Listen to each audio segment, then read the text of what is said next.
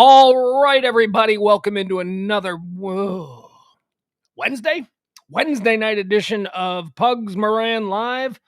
Although as we move forward in the evolution of this nightly show, the Pillow Talk edition, what we're going to do here is we're going to be changing things up from time to time. So let's bring in the world's most interesting man, someone who we lovingly refer to as Uncle E. Hi, E. How are you? I'm good. What's with the sunglasses? Are you burning the rope again? Are you on the hoogie bougie lettuce? What's going on with you? No, not at all. I just figured that I would change up the look a little bit. All right. Hey, man, I'm all for you. World's most interesting man. I'm all for it. Let's also, as I say, evolve the show to include... look at that. We got James Parker live. James, can we hear you? There's no way we're going to hear him. Oh. No. Oh, man. Why can't we hear you? Why can't we hear him? All right, hold on. Mute. Unmute. All right. Folks, hold on. We'll get this worked out. I bet you it's on his end. I think I just fixed it. It was on my end. It was on your end. My apologies. My apologies. Yeah, because I changed some stuff right before the broadcast. Yeah, good to be here. Emil, the sunglasses look as good. Don't listen to Pugs. Look at this. Look, I can like move everybody. Whoop, boop, have fun there. Yeah. Yes, I am having fun. This is so whenever anyone has a good point and they're rolling, I can just go, ooh, Uncle Lee's rolling. Let's get him involved, and then he'll take the big square. And then I'd like to see how this looks. Apparently, E, did you know we could get up to 10 people in here? I've heard that. Listen, I don't think that you have the technical skill set to get 10 up there. Oh, no. It's so easy. Even a caveman can do it. We just established that the issue with James' sound was on his end. I did everything right without having to even bother Ed once. All right. Hey, question. Can I do sound effects? Like, can I do my own applause and things like that? Uncle E, what do you think? Of course. Okay. So that's a... There. Look at that. All right. I'll give you the look. You know what? You're a dad of 4. I'll give you the look if you're getting out of line. You know what I mean. Okay, a couple of things we're going to get into tonight. I think we've got a good crowd here for what we're going to... This better be somebody. Hold on, I just got a text. I'm betting it's Ed. Yeah.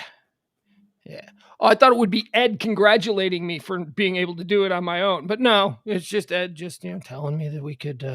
you should probably turn off the lower third crayon. Ed, he did say, he said, I'm so proud of you guys right now. You can have 10 total guests, 5 on any screen at any time. You should probably turn off the lower third crayon. I think he's saying Chiron, and I think he's referring to my name, I think. Is that right, Ed? I don't know. No, maybe he's talking about here. Maybe he's talking about these. The thing at the bottom of your overall screen with it says Facebook, Twitter, YouTube, web. Yeah. Maybe so. Can I I don't know. I kind of like it there. Hey! I didn't even know I could do that. Look at this. How much fun are we having? Okay, so here's the deal. We've got three, almost included myself. 2 of the most interesting people that I know. So there will be no more of my panic attacks in the middle of the show, whether they were induced by an over medication of antihistamines or just my own lack of self-confidence. I feel very comfortable having you guys here, and I really do appreciate you making the time for me. For us, okay? That's how we'll look at this. Here's to you. I think I'm still the only person drinking every night. That's all right. Wrong. Oh, you got a little something? Oh, yeah, and this is in one of these official Mardi Gras cups. Like, each parade throws their own little cups that have their logos on it. This is from a parade called Endymion.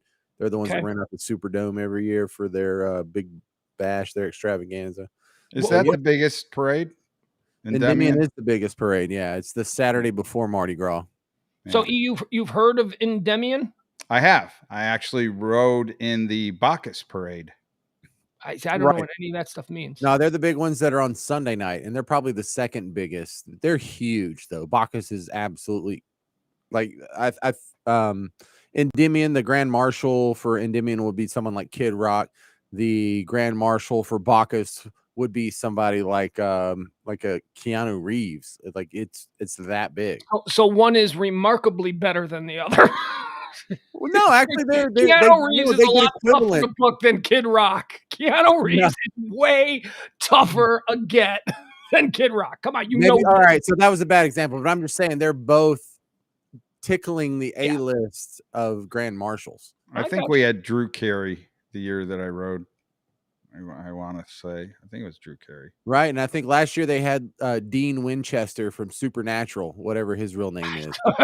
Yeah, I don't know who that is. All right, so here's what we're going to get into today. We got a whole bunch of stuff. We've got stuff that we left on the table from earlier today, which is the Time 100 most important people on the globe list. We'll go over some of that. Did I make it? What's up? Did I make it? You did not make it this year. You know what? None of us made it this year, which is a shame. It is. We've also got what I wanted to do is spend a whole lot of time talking about the James. You haven't been present for this, and no, we're not going to do the Jimmy Kimmel, sorry, Matt Damon bit, Emil, which he thinks this topic has been where James, you know that scammy radio thing that people in radio do where they pretend like, hey man, today on the show we're gonna have, and then they say people they'll never have, and then they never get to them, and at the end of the show they apologize. What's the thing that Jimmy Kimmel does with Matt Damon? That's an old radio consultant. Oh, okay. Sorry, it took me a while on the uptake. Yeah, but it's almost like the SNL. What's up with that? Where they never get to Lindsey Buckingham. Yes, exactly. Yeah. Except at least Lindsey Buckingham is there. Great gag. So we've got this thing that we've been doing, which is Hollywood's greatest all-time coxman.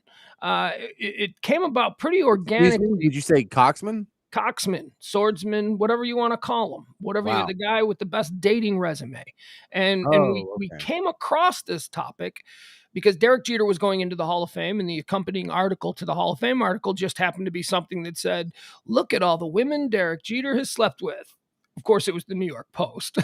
You could guess that wasn't the New York Times. Yeah.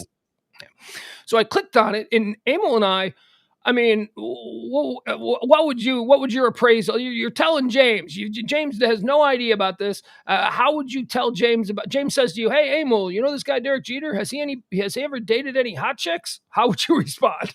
Hottest list ever. Just ridiculous. I mean, here, I'll just give you a couple. There was like 13. I'll give you a couple. Jessica Alba, Jessica Biel, Tyra Banks, Scarlett Johansson. And I didn't even name Mariah Carey or, Wow. Wow. And how many more are there that I didn't? Mariah Carey? Yeah. And Scarlett Johansson. And Scarlett Johansson with Colin Jost now. How does that gotta feel? You're getting sloppy seconds from Derek Jeter. That's tough. That is tough. I don't care. All right. You missed your favorite. What's her name? Oh God. Minka Kelly. Oh my God. Lila Garrity from Lila Garrity. Wow. Okay. Yeah, these guys. Lucky guys. Look, Brad Pitt did one of the great handoffs of all time when he went from Jennifer Aniston to Angelina Jolie. And then, it's the year 2000 or whenever it happened. That was one of the greatest handoffs of all time. Ben Affleck gets an honorable mention because he handed off her Miss Universe to Jennifer Lopez, or was that Jennifer Garner? Right. But that's a pretty good streak too. Hitting it out of his league. Yeah, absolutely. And now he's back with Jennifer Lopez. Can't blame him there. Look at her versus Jennifer Garner. Mm-hmm. Is that the right decision? The Yankees went younger in that position when Derek Jeter left. Yes, James, I am not a dyed-in-the-wool J-Lo admirer. I've never thought. I think she has a beautiful face, but I was always a little turned off by the whole. She was the girl that brought back the big fat butt. In my day, girls weren't supposed to have fat butts. Fat girls were supposed to have nice asses. They weren't big fat butts. Emil, you're a man of my age or a relative same generation. I mean, do you remember when girls had fat butts? Now it's like the fatter the better. A fat butt is a positive. Yeah, junk in the trunk got sexy in J-Lo's age. Yeah, and I didn't appreciate it because I still like, the ass of a 14-year-old Filipino boy. I mean, that's what I thought was supposed to be a good ass, a tight little aerobic ass. And all of a sudden, it's like, look at Kim Kardashian's butt. And I'm like, she's fat. That's a fat butt. That's a big fat butt. And people are like, Do we have a no. dump button on the Filipino boy part? Can we just dump that part? No, that's it's Filipino classic boy. visual for you there. But how do you explain that with the idea that Marilyn Monroe was like a size 16, or like Christina Hendricks in Mad Men totally fit the part and she has a pretty wide butt? I mean, there's a place for the super curvy going back in antiquity. You know, like the pinup girls from World War II, they had some booty going on. They weren't 14-year-old Filipino boy. I'm just saying that I come from the era of the thin bikini model with the nice rec and the nice tight dupa. That's my dupa. Yeah, but there's an elastic cultural rebound from like the sort of heroin chic was pulling on one end, and at the same time there was the J-Lo and Sir Mix-a-Lot was, you know, basically made the anthem for it, coming up on the other side of the culture war, and they kind of pulled super far apart in the 90s. And out of that battle, the heroin chic lost, and the big booties are still around. So the winner is clear. I think a lot of it had to do with the mainstreaming of hip hop and the influence of hip hop artists. I think. Yeah, and we're better for it. I agree, and we're better for it. Really, you think we're better for it? So you like heavy set women? You like heavy set? No. Look, and there's a spectrum. This whole thing where you. And I'm not saying I don't. Hold on, wait a second. And I'm not saying I don't. What I'm saying is I was conditioned to expect that beauty looked like something for the first 30 years of my life. And then J-Lo comes on the scene with what I, in 1987, would have described as a fat butt, but a pretty face. And I'm wrong. Suddenly I'm wrong. That's all I'm saying. Continue. Yeah, but heroin chic completely died away. There's no one saying that sort of super flat, skinny, stick-looking Kate Moss thing is still attractive. There's no one saying that. So that means that fit is the new skinny, and that's a positive. I do have a problem with the other end of the spectrum where Lizzo keeps posting naked pictures of herself on Instagram, and people are saying this is beautiful and this is sexy, and no, it's not. When you look like a trash bag full of chili, that is like unhealthy to the nth degree, and that should not be encouraged or supported. You shouldn't make fun of her for it. That's wrong. You shouldn't think less of her for it. She's still a 100% human being, just like the rest of us. But that's not something to be celebrated. That is an unhealthy lifestyle. Your blood is not supposed to be made of gravy. And just so that we're clear, describing her as a trash bag filled with chili is not making fun of her. No, it's just the metaphor that came into my mind in the moment, and it's not. Sure. Is it inaccurate? I don't know. I couldn't. Emil, we talked about this earlier today. I don't know who Lizzo is, so you do. Emil knew her song right away. I did not. She's big. I'd like to think that maybe for her we could bring back the corset. What does she look? Now I got to look up. You know what? I'm not. No, look it up because there's multiple. She does this all the time on Instagram. She posts photos of herself nude or nearly nude or nude but blurred out. But it's the comments that really concern me because people want to worship this. You know, people want to act like this is normal or cool or healthy or sexy, and it's not. It's completely unhealthy. All right, boys, here we go. All right, what am I looking at here? That to all of these. Oh my. Oh, okay. I see what you're saying. She's from Houston, and she can get away with this because her music is excellent. It's kind of like if you have, the high school football starting quarterback, he can get away with whatever he wants during homeroom because he's awesome. Well, her music's awesome, so people will put up with this and celebrate this to the nth degree because now that she shouldn't be wearing. Yeah. Okay. Let me jump in here for a moment, James, and give me a second here. That's vagina cleavage right there. That is nice. Whew. Yes, that is good callback. Vagina cleavage. Click around, keep clicking. I'm loving this. This is a great slideshow. Kind of proving my point. Here's what I would have to say. I think that body positivity is a good thing. I think that nobody should be ashamed of how they look. That said, your point that she does look unhealthy is certainly something for her to be concerned about, not me, because I don't know her. Oh, okay. Okay. I'm just gonna. There's a dupa. I'm just gonna shut up. I know I'm a bad guy until you actually do the Google search, and then it's like not so bad. Yeah. She has a rather large dupa.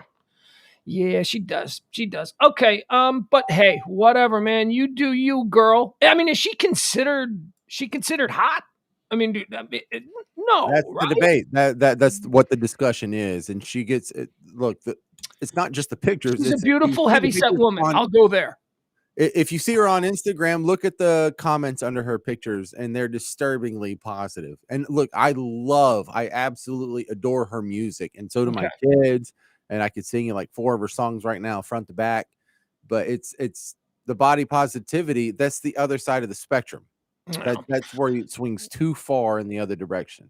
Well, let's just put it's not normal to be that overweight. And so I think where James is going, if we're going to make that, oh, wow, that's good looking or that's healthy, we're taking a lot of the population in the wrong direction. Yeah, and it's the opposite. The other side of the spectrum would be like the Barbie doll model. Like it's impossible to be 6'1" and 135 pounds with size D boobs, like a big bra like that. And that's impossible. And then the other side of the spectrum would be Lizzo. It's like, girls, can you land about halfway between Barbie? Okay, let me point something out. Leslie in the chat room says, if we look back on all the fat white guys, who cares? Sexist prick. And, I don't completely disagree with her, the way this conversation has gone. But what I would say is, I don't remember, like, okay, let's talk about old fat white guys. Can we throw John Candy in there, Chris Farley? I mean, I don't believe that they ever flaunted themselves as sex items or as sex objects. And I think Chris Farley did it in the Chippendales thing, and it was a joke. But it was a punchline. Yes, it was a punchline. It wasn't legit. It would. I don't know that anything you said was sexist. It was harsh. We, I try to be a little nicer. Now, E, I know that you go way back. E is the guy who populated lap bands in this country or popularized lap bands, as we talked about the other day. And you used to do the new. Well, Leslie says she isn't flaunting. Leslie, come on. That's unfair. I don't think you're being, yes, of course she is flaunt. Do I need to go back to these pictures? This is absolutely flaunting. She is flaunting her sexuality. And I don't necessarily have a problem with that. But my point is, it's not my idea of what, oh no, did I lose it? Yeah. It's just not my idea. This whole conversation started because it's not my idea of what sexy was, what I was conditioned to believe it was. Here she is right here. What Leslie is saying, that she doesn't flaunt herself sexually. Yeah, I think that she does. I don't think that that's true. She says she's literally just being herself. Well, okay. And that's what we're commenting on. All right, let's go. And she's allowed to be herself. I agree. She's literally just being herself, but herself is too big for something I would want my daughter to see as a role model. I have 2 daughters, and I don't want them to look at Lizzo and be like, oh, well, I can go ahead and gain another 100 pounds and still be beautiful. Well, you know what? Maybe that's not the best course for you. Let me ask you. Well, that's just you trying to exit the debate. Do you have a counter argument to, yes, having a body mass index of 50 is a good way to live your life? It's a superior way to live your life versus being healthy and able to run 3 miles without dying. Really? Is that your argument? You see what I mean? I mean, he's gonna have these hot takes, and then he's gonna knife fight you, even if you think he's totally and then I'm wrong. gonna win because it's just so common sense obvious that being in shape is better than looking like Lizzo. Well, look, I mean, I'm not diminishing her as a person, but as a fitness role model, yes, I am diminishing her. All right. Well, I don't think she's putting herself out there as a fitness role model. What say you, E? Well, I think she does tend to put herself out there as somebody that she doesn't think should be body shamed, and she shouldn't be. Right, and she's happy, and she's happy with her look. But I agree that she thinks she's. Yeah, I don't know. It's hard to agree with, because you're a middle-aged white guy like me, and we're confused by the new world and what we're allowed to say. That's exactly what's happening. No, I'm not. I know what I shouldn't say. I guess what I'm saying, I agree with James to the degree of, I don't think society should see that as sexy, because to get there, it requires a whole lot of bad things to happen. The same way I don't think society should see the musclehead that's shooting himself up with steroids as sexy. That's abnormal as well. And so it's not so much what the actual body looks like. It's do you want to be taking people in that direction in order to obtain that body style, whether it's the meathead that's on roids or it's somebody that's morbidly obese because, they're just not taking care of their food at the table. All I was trying to do was point out that Jennifer Lopez popularized the heavyset butt. That's it. That's all I was trying to do. And now we're looking through Lizzo picture. I honestly had no idea what she looked like. No idea. You don't know her music. You don't know. I do my hair, check my nails, baby. How you doing? Good. Here's what I know. Here's what I know. Like I said, earlier today we were going through the Rolling Stone 500 greatest songs of all time, and one of her songs made the list. And I said, I don't know what song this is. So we played about 10 seconds of it, and I immediately knew it. So it's like the kind of stuff that maybe I hear when I'm pumping gas, and like they pump in the pop hits over the thing. That's where I hear most of my kiddie rock pop hits, or actually my kid also lets me, but he's never played any Lizzo for me. Mostly he likes hip hop, so that's she's right up that alley. Her music is real good, and you've heard it. You've definitely you would recognize probably 4 of her songs, just don't know it's her. All right, well, we are done with the Lizzo talk. Hey, E, I wanted to tell you something because I finally got the story. So, James, on Monday night, we went to my kid's football game, and we didn't really talk much about it because I didn't want to say. I like to clear things with him. You have 12-year-old. You know what the 12-year-old is like. You can just say, I was complimenting you. And they're like, don't you ever say that to me again on your radio show. So E and I went out to the game, and there was an incident with my kid. You didn't see it, right, E? You just saw the aftermath? Well, I kind of saw it, but it was so far away, and there were so many kids in front that I got bits and pieces of it, not the whole thing. So it was a blowout. His team, my kid's team, was getting blown. That I did see. That was hard to miss. Right. That one was hard to miss. Hey, but you know what? It's not about wins and losses. It's about the lessons you learn it's not about the scoreboard. It's about the body count. No, James. It's about the lessons you learn about how to lose properly. Yes, you gotta win. You gotta lose. Sometimes you lose. You can't I'm from Texas. It's about the score. All right. Well, I'm from the pussy Midwest, and we don't. It's okay. We still love you. So something occurred.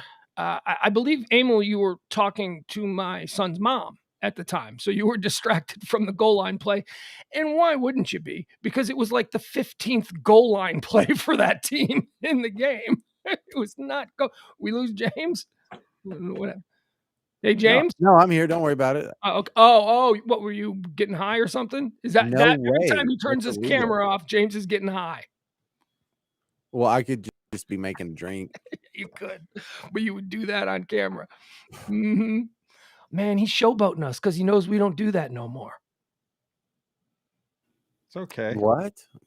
I'm interested in this game thing. It's like the 18th goal line stand or whatever. Let's continue with the game. It was a bad game. Look, they were taking a bad beat. It was not nice. And so my kid didn't really want to talk about it after the game. As Emil witnessed, he was in no mood to chat.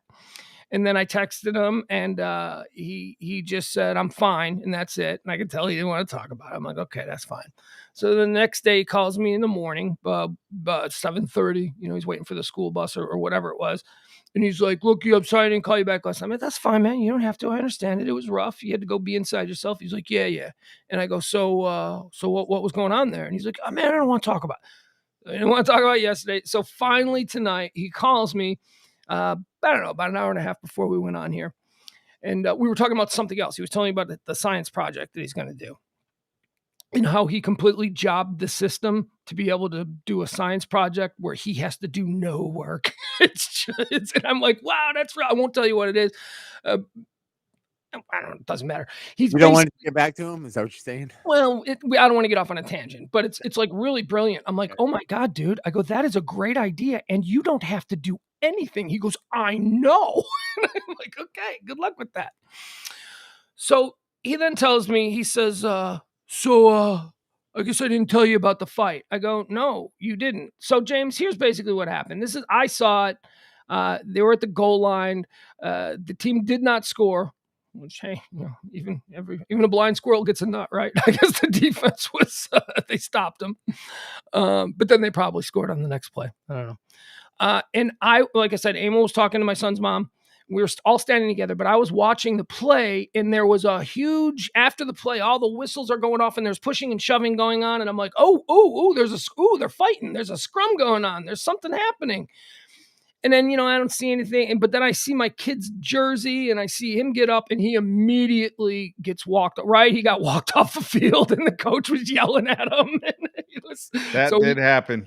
So he was getting walked out of the game. And then he went on the bench. He took his helmet off and he was huffing and puffing. He was hot, boy. He was like really angry. And then one by one, the coaches started coming over and talking to him and trying to calm him down.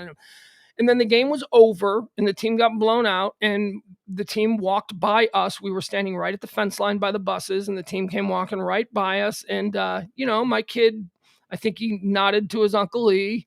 And he mean mugged me, and he mean mugged his mom, and he mean mugged his stepdad.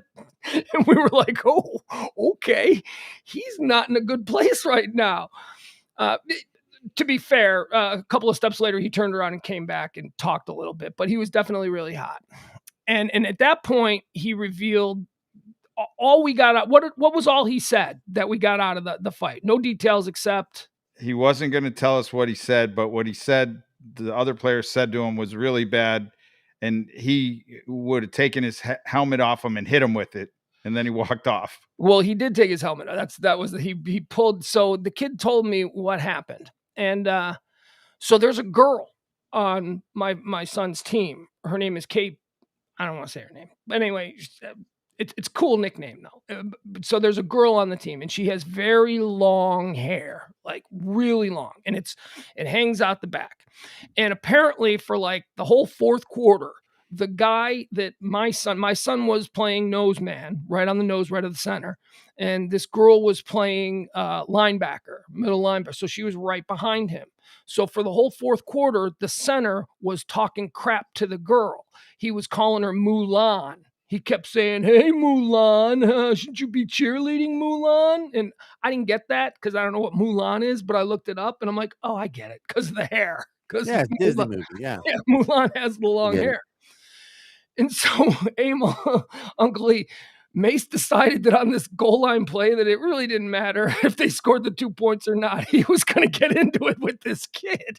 So instead of trying to stop the play and get into the backfield, when the center hiked the ball, Mace, my kid, grabbed the center by his face mask and was trying to pull him right into the ground. He was going to get on him, and his idea was to knee him and stuff like that, but just drag his face into the dirt.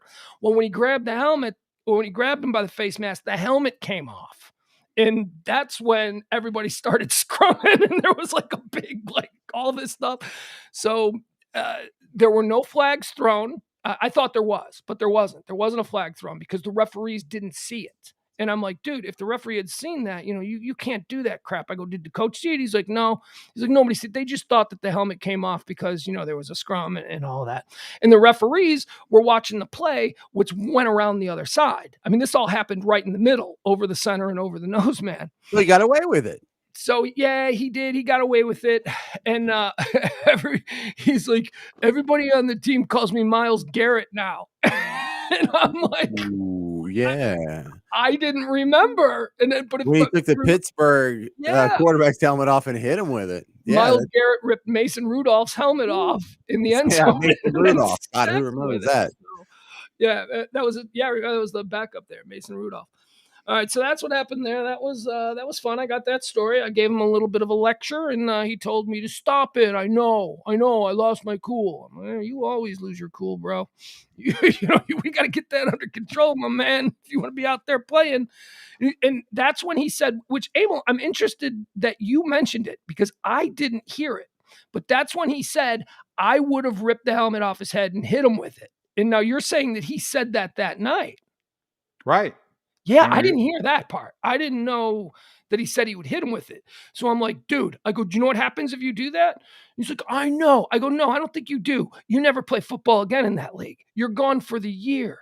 You could seriously, and that's the good news. You could seriously, and so I'm getting on my dad high horse, where I'm like lecturing him about how, you are just disgusting with your bad sportsmanship and all that. You got so much talent and you're just going to blow it by being a hothead and blah, blah, blah. And he goes, all right, Dad, I understand. And I'm like, okay. And that was it. And we left it alone. It's like, I don't need to beat a dead horse. He understood, but his coaches didn't see the helmet being ripped off. Oh, the other kids did. That's why they saw something because they yanked him out of the game and sat him on the sideline. Well, yeah, they saw him in the fight, the pushing, the shoving, and he was on top of the kid, and he wasn't getting up. He was like, trying to. He said I was kneeing him in his ribs. So the kid was on the ground. Mason had pulled the helmet off, and Mason was on top of him, and he was like kneeing him in the ribs, and that's when everybody started grabbing, and two dudes grabbed Mason, and everybody else started pushing and shoving. And did I mention this is middle school? This is middle school in Texas. That sounds normal. What do you mean? Yeah. It's middle school in Texas? Of course, middle school. That's what I did. Middle school in Texas. Amo, your son plays in a kids league as well. Could you ever imagine something like that going? I mean, what happens between 9 and 12 with these kids? Oh, puberty. Oh, now I get it. Now I know what happens. If that happened in a Y league, he wouldn't play the rest of the season. Just for fighting alone? Oh, I'm sure. Yeah. Well, it wasn't. I'm glad I finally got the story though, because I purposely hadn't mentioned it because I'm like, maybe he'll tell me in his due time, and he did. All right, why don't we get into something here, James? Usually when you're on the phone around this time, we like to throw it to you. And E, by the way, we can do this with you as well. I just figured it's James' first night, and since this is what we do when he's on the phone, James, you got a topic for us? You got something you want to throw out before we get into all the other stuff? So Gabby Petito. Okay, that was one of the other stuff. Okay, all right, go ahead. Yeah, right into it. Let's just walk face first into this one. All right. So there's a couple holes in the story that we're all hold on. You can't just jump into it. I mean, that's not, this is a big story on social media. Am I going to mess this up? Is that what you're saying? You want to do it? No, we'll let people know what it is. I don't think most people know who Gabby Petito is tonight. I mean, go ahead. Who's Gabby Petito? Well, Gabby, gal from Long Island. That's what her friends call her. Yeah, Gabby. Yeah. I'm just going off of the information. So this is a girl who went on a cross-country road trip with a guy who she had recently been engaged to, but broke it off. And they had planned this trip, so they went on the trip anyway. They're both from Long Island, New York. Both had been living for the past year in Florida at her boyfriend's home, which is boyfriend's parents' home. Boyfriend's, yeah. So it was the boyfriend, Brian Dirty Laundry.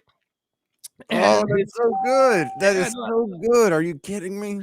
And his parents, they moved down to Florida, and they had decided that first of all, well, I'm going to let you opine. I'm just going to give people the story. So they decided that they were going to be like, the movie Nomadland about the people in the van, van life, that whole new lifestyle that people are adopting. That's what they decided they were going to be. They were going to be van life people, and they were just going to go trek across America, and they were going to see all that. They're very hippie, very dippy, very whatever.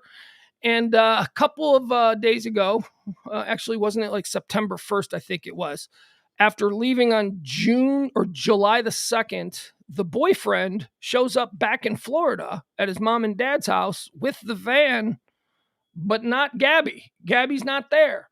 And it's Gabby's van. Yeah, it's Gabby's van, because of course it is. And that was on September 1st. And Gabby's parents have been trying to get in touch. They haven't had any contact with her since August. There was a text on August 30th that Gabby's mother does not believe was from Gabby. She believes that the August 30th text was from Brian. The last time she spoke to him or spoke to Gabby was on August 28th. And the problem is that Brian has been back in Florida with her van and not her since September 1st, and he won't talk to police.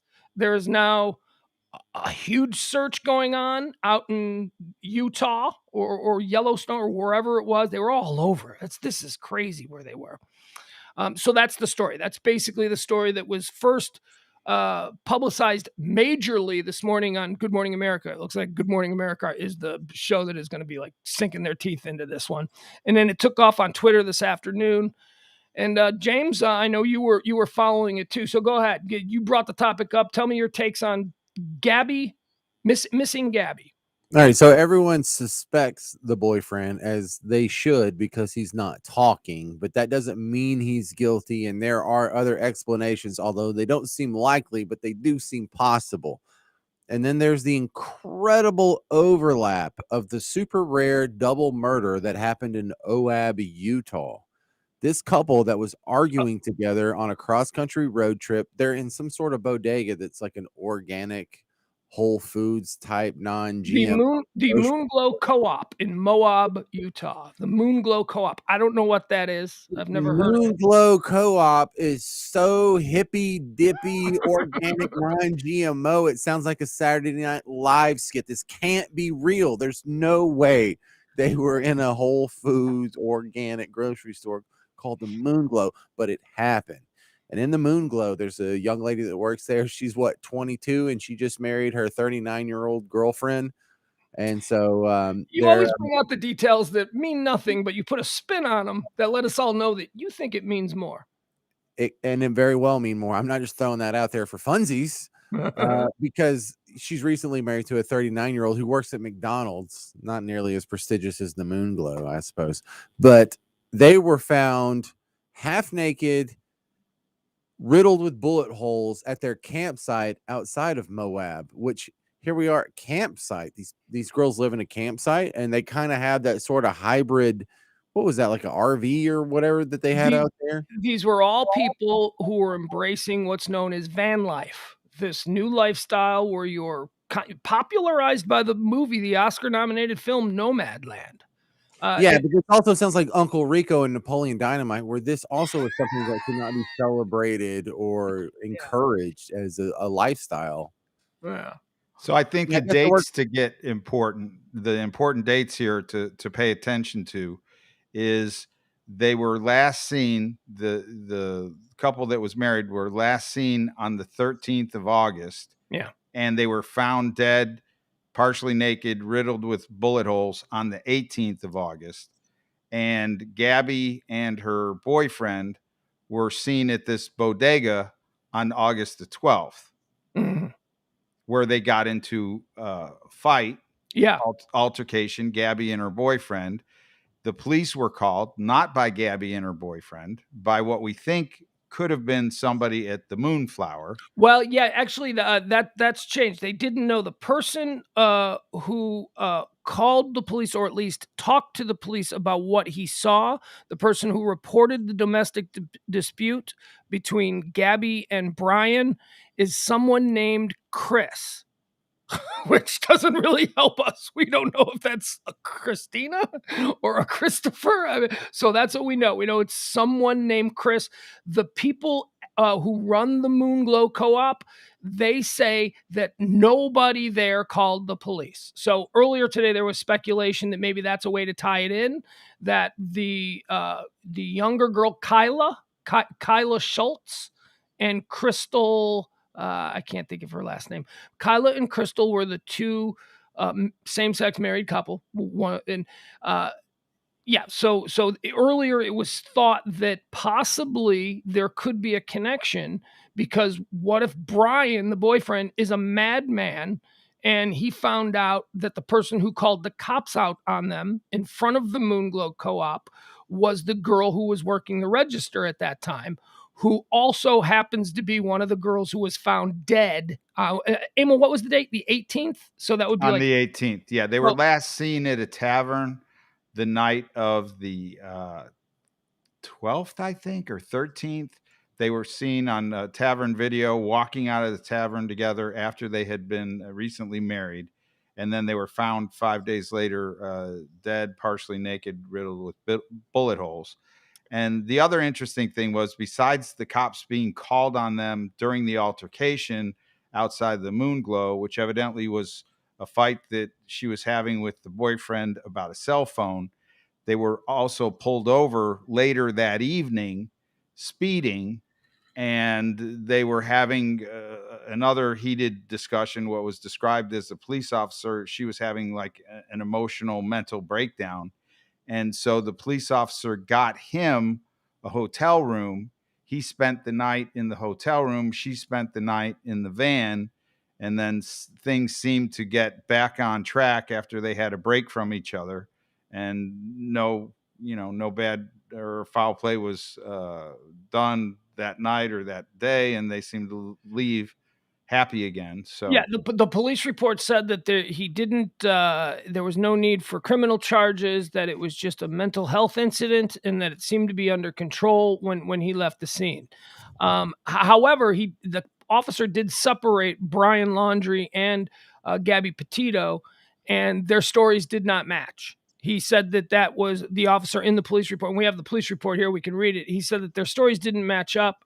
What Brian said was the reason for her hitting him in the arm was not the reason that she gave for hitting him in the arm. But the police officer dismissed it because he did believe that she was hysterical, that, she wasn't in her right mind, because the entire time that he was interviewing her, she was crying hysterically. So that's from the police report. So, I mean, it's a crazy, crazy, weird story. Now, the details that are coming out, there are details every hour that are coming out now. For instance, did you see, either of you guys happen to see the timeline? By the way, these are pictures of Gabby and Brian that we're looking at from that trip. She's just absolutely beautiful. What a beautiful young lady she was. It's you don't know we don't know yet. Look, that's one of the possibilities. She could have just said, "Let me out the van," and he let her out the van, and that was it. We don't know yet. We don't have a body. We don't have an admission of anything. I'm not sure you can even use past tense yet. You're probably right. I'm like, I'm not convinced of that at all. Have you watched the YouTube video that she there's posted? only one though. Look, and here's the funny part is when they were doing the cross country road trip, they were YouTube sort of blogging the whole thing, and then they've deleted all the videos back down to this one little 7-minute whatever it is video. Yeah. So, we watched that. The entire channel has been wiped except for the 1 8-minute video that remains. So, now, you watched it. Go ahead. Yeah, I watched it. And so when you see the number of views, I think right now we're at 607,000 views of this little 8-minute, hey, we're going across the country in my white van, me and my boyfriend, and we're stopping here and we're stopping there. The way that is shot,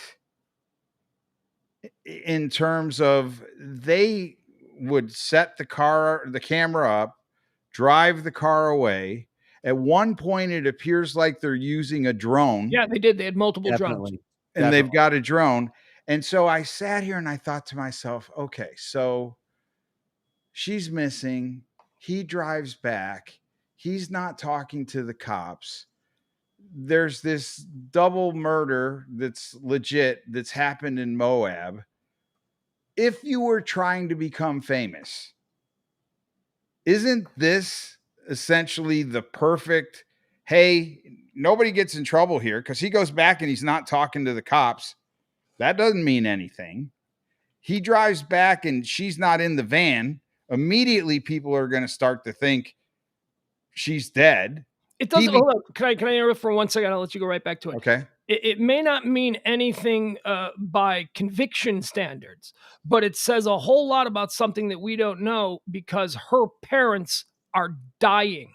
Him not saying anything is unbelievably cruel towards her parents. I'm with you, but remember the girl that was getting married and then all of a sudden she disappeared. This is years ago. And then they took out billboard ads and they were running billboard ads for her for about a month. And then lo and behold, she showed up just out of nowhere. And it was somewhere around Arizona, I think, or somewhere in that part of the country as well. Atlanta, wasn't it? I remember this. Yeah. It was the basis for the Runaway Bride film. It was that was the catalyst for the Runaway. You are absolutely right.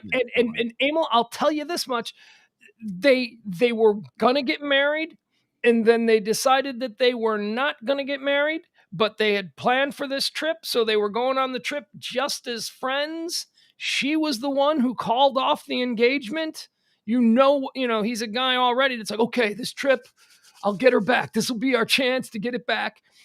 The fight over the phone Did you mention that, or is that Yes. something? Okay, so the fight over the phone, and of course this is speculation, but when you put all of these pieces together, who was she texting?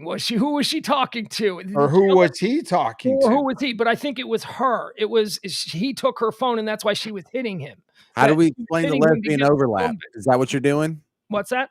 Are you explaining the lesbian overlap? No, James, stop it. I know you want to go there, but James really wants this to be some kind of death threesome where it's no. What I'm saying is maybe she is seeing someone else, maybe whatever, and somewhere in the middle of the trip, she got a call from him while they were shopping at the co-op, and he's like, "Who's that on the phone? Who's that on the phone?" And then they came outside the co-op. The argument spilled out onto the street. He took her phone. "Give me my phone back!" She's screaming. Christopher calls the police because he sees a domestic. I mean, we don't know. This is all speculation, but honestly, this is so mysterious and so odd. Everything about this is so odd. Now, I do want to show you guys something because this just came out, or at least came to my attention, and hadn't been reported until about an hour ago. But here, her uncle, Gabby's uncle, posted a timeline of events as he knows them to have happened. And on his, all right, here we go. Do we see it? Okay, we see it here. Yep. Oh, do we still have it, or did I miss it? Okay, there it is. It looks good. Okay, that is a handwritten timeline that Gabby Petito's uncle, trying to figure this out, posted it on Facebook, and now this is the Daily Mail that is posting this here. Let me draw your attention to something. Now, E, you gave us some pretty good dates there. The domestic, can you see where the pointer is? Yeah, I can. See your cursor, yes. Okay. Domestic has been reported on 8/12, right? That was the domestic in front of the moon, whatever. Now, so we know that they were in Moab on the 12th. It was the day before, it's being reported the day before the lesbian couple went missing on the 13th. Okay, or the last time they were seen on the 13th leaving a bar. They were reported missing on the 14th. So they were in the same area. This is what's interesting. And this is the first time that we've seen this, and it's the first time it's been reported, and it's being reported by the missing girl's uncle. Brian went to Florida 8/17, 8/23. So what we know about that is he did. They went to Salt Lake City, and it left hotel in Salt Lake City on 8/24. That's when he flew back. They went to Salt Lake City. He checked her into a hotel, and then he took a flight back to Florida, where he said that he had to help his dad move stuff out of storage. What he ended up moving, though, was all of Gabby's stuff into storage from the house. Remember, she was living in the house?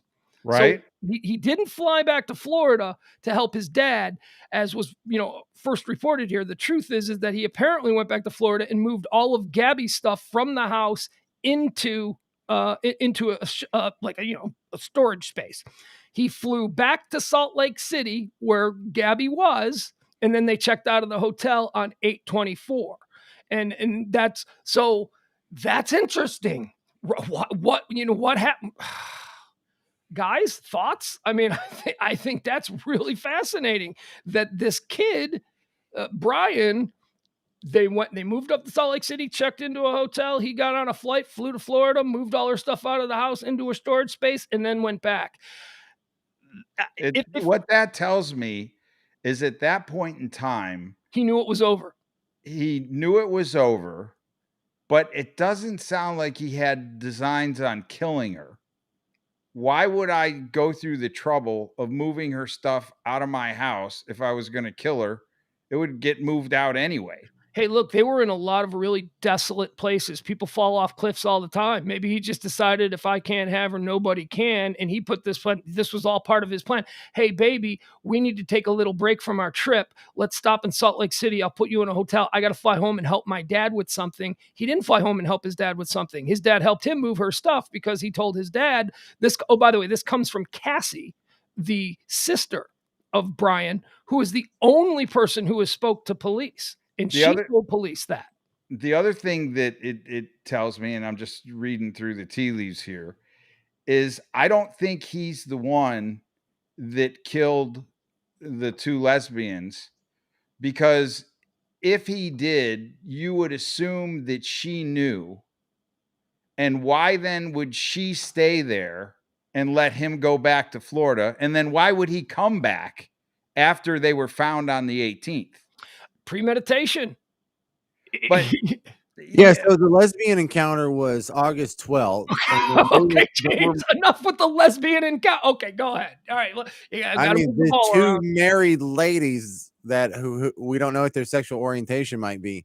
They were murdered on one night, and the next night is when he flies back to Florida and moves all the girls' stuff out, moves Gabrielle's stuff out. Is that correct? Do I have that right on the timeline? No, no. The timeline is they were last seen on the 13th, on the 12th. Well, yeah, right, and he flew back to Florida on the 17th. He flew back on the 17th, so that was 5 days later. Yeah, they were found on the 18th. And so to me, I don't think, if I'm Gabby and I know that he's murdered these two people, that I'm staying in a hotel while he flies back. I just that doesn't seem logical to me. But it is starting to be revealed that she suffered from, and she told the police officer, these are two things that in their separate interviews with the police that did match up. She told the police officer that she had a mental condition and she had blank with blank. And both Brian and her, well, that's bipolar with, or manic depressive with bipolar.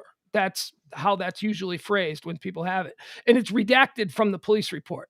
But because have depression, I know what that term is. With bipolar. Yeah. So if now we're talking about a girl who suffers from bipolar disorder, she could have flipped out.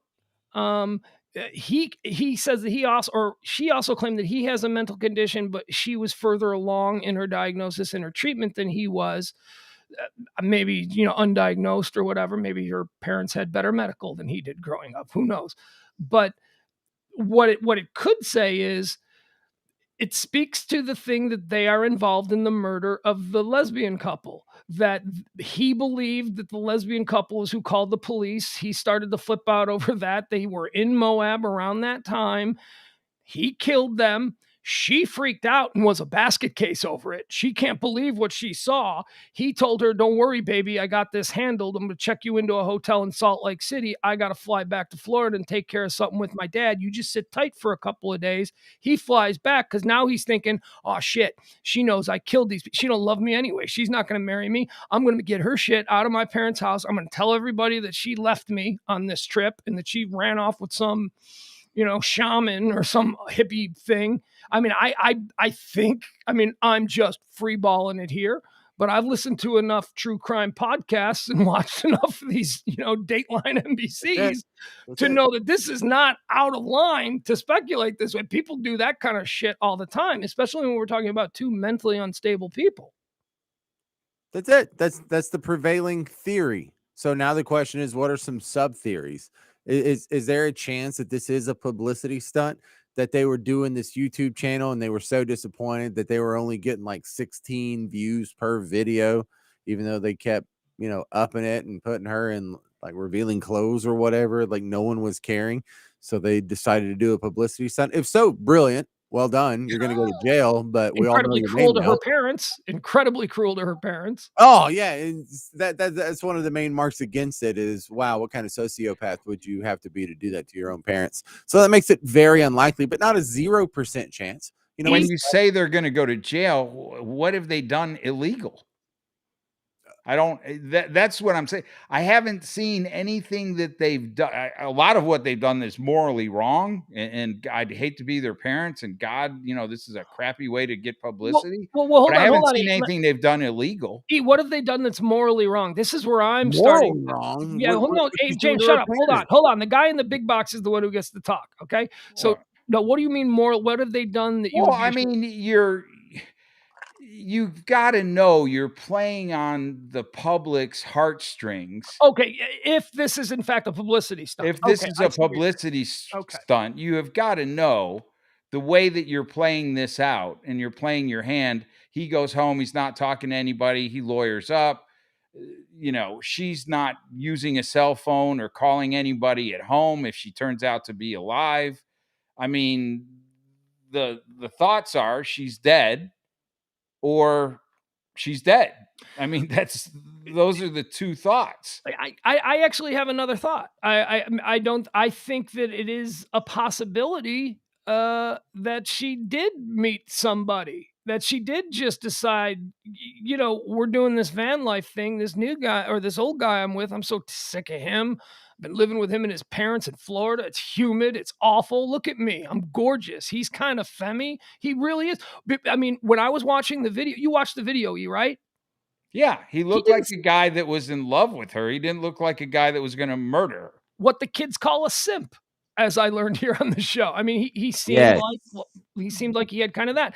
And so after watching that video, it struck me that he doesn't seem like the type that would murder. I mean, there was a piece in the video where she pans over and he's doing yoga at like 7:00 in the morning in the woods, and it was just, I was like, he doesn't seem like a murdering type. The simp is not driving her van back.